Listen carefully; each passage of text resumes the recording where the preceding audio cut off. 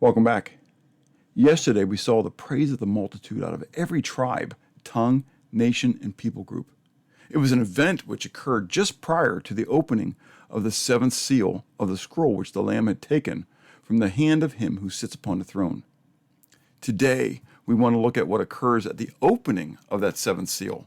Again, we will not necessarily get into the prophetic interpretation of Revelation, but the opening of the seventh seal gives us a glimpse into the heavenly impact of our prayers.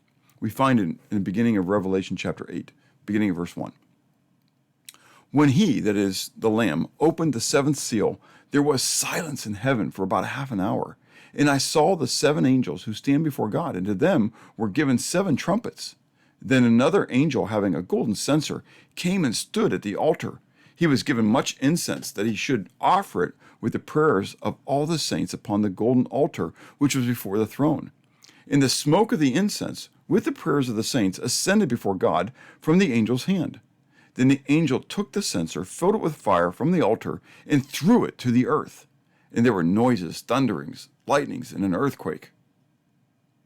When the seventh seal was opened by the Lamb, everything became silent. Then seven angels were each given a trumpet to blow. Each trumpet then would have its own significance.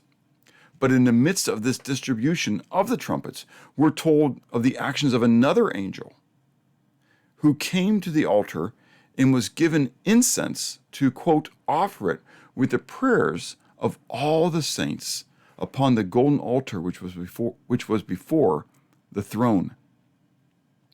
Then we're told the smoke of the incense would ascend with the prayers of the saints before God.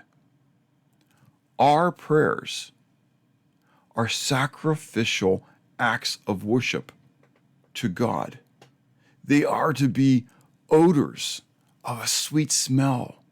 I'm mindful of Paul's words in Ephesians 5, verse 1 and 2, where we're told, "Therefore be imitators of God as dear children, and walk in love as Christ also loved us, and given himself for us, an offering and a sacrifice to God for a sweet-smelling aroma."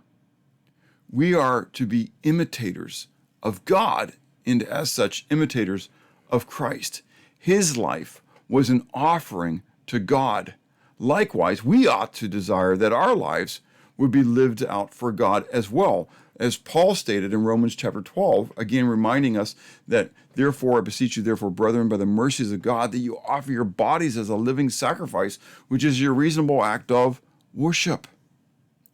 That very first place that our sacrifice is noted is in our prayer life.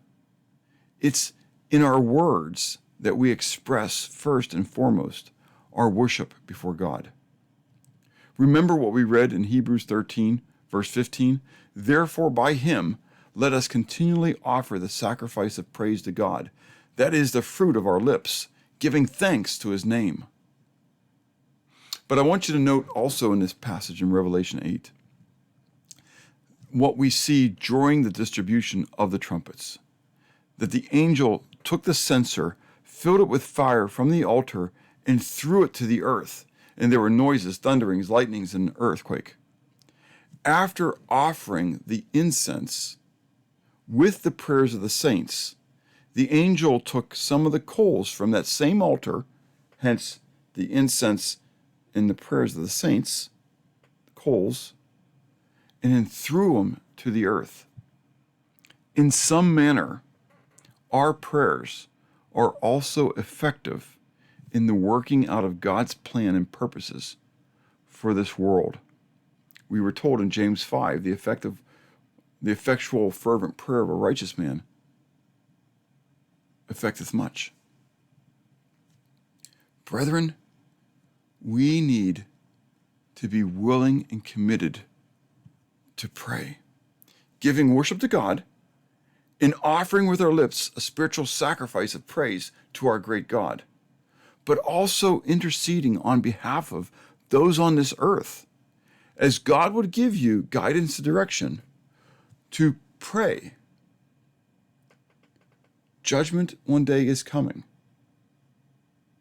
And as we see our prayers are going to be part of that burning coals, which will be heaped, if you would, upon the heads of those that are in the earth. Brethren, pray and have a blessed day.